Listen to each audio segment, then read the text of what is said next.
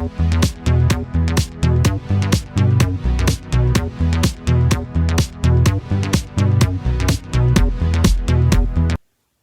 everyone, welcome back to my channel. My name's Stace and I'm upstairs for my little reading corner today because I've got two of them gaming downstairs and yeah, there might be some shouting, so I thought I'd come up here where it's nice and quiet.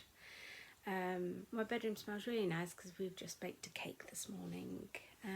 So yeah, in this video today, it's just a little book haul. I got 4 books last week and yeah, I just thought I'd show you what I've got, tell you a little bit about the books.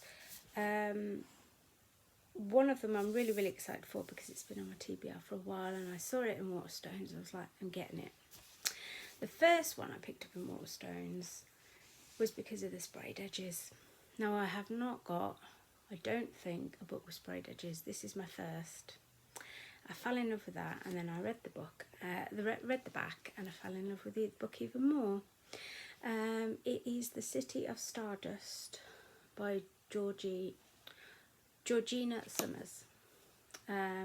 Curses are meant to be broken. 10 years ago, Violet Everly's mother left to break their family curse and never returned. Now Violet must find her mother or she will be taken in her place.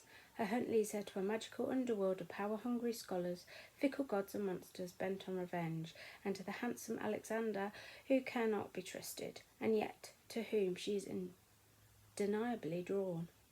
But time is running out, and soon Violet finds herself seeking the edges of the world and the city of Stardust where the curse began. Fantasy book, because I'm really going through fantasy and historical fiction at the moment. My reading tastes have very dramatically changed. I just love the sound of this. So yeah, that's the first one I picked up. The second one I picked up in Waterstones is one that's been on my TBR for ages. I've read one of her books 7 years ago, The Nightingale, and this one is The Four Winds by Kristin Hannah. I absolutely love The Nightingale and she's a really good author, and I'm really hoping this one as well. She's a really good historical fiction writer. This one is set in 1934. I am Isla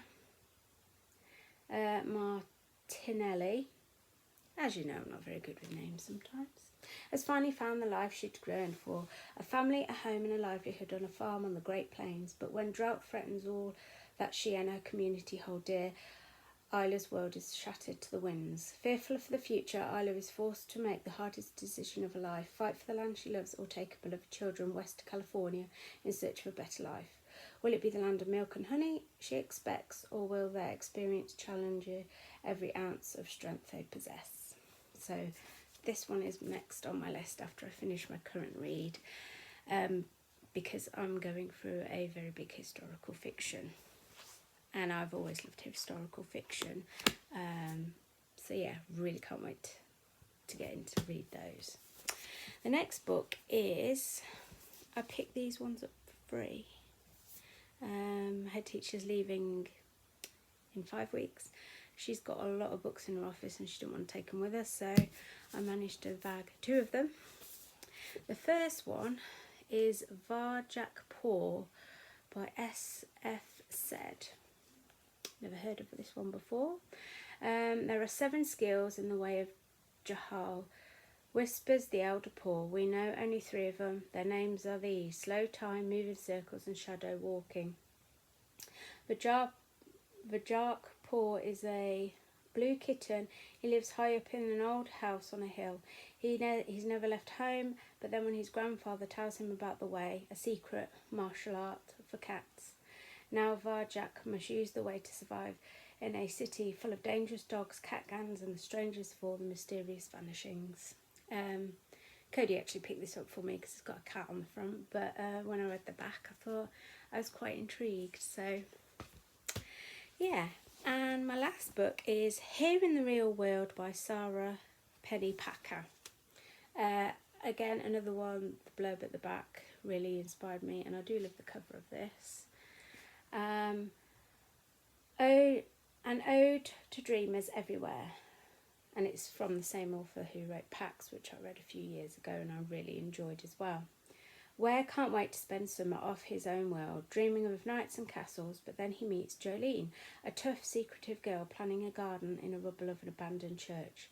As different as Ware and Jolene are, they have one thing in common. For them, this secret place becomes a refuge, and when their sanctuary is threatened, Ware vows to save it. But what does a hero look like in real life?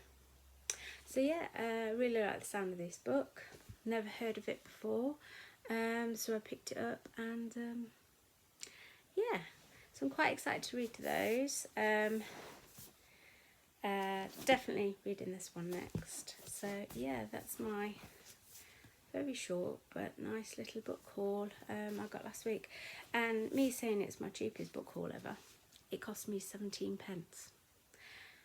And you're thinking, how did they cost 17 pence? Well, these two were free because they were given away. And these ones I got from Waterstones and cost me 17 pence because I found 3 vouchers that were like half used or just a little bit used in my purse, so I decided to use them, and the only cost I had to pay was 17 pence. So yeah, so I was really pleased with that when she said that, yeah, you just owe 17 pence. So yeah, my cheapest book haul ever. Which I'm really pleased with because I'm trying to save money because Christmas is coming up. So yeah, I hope you like the sound of those. If you've read any of those, please let me know, especially the Four Winds, because I'm really excited to read that. And I do love Kristin Hannah as an author, and I've heard good things about it. But yeah, give me a like, comment. Don't forget to subscribe because I am now posting more videos. I try and do twice a week, but definitely once a week. Yeah, just get chatting in the comments below. Even if the book's not mentioned there, you can leave a comment of what is your favourite book or what you are currently reading, and if you're liking it or you're not. So with that, I will see you in another video. Bye.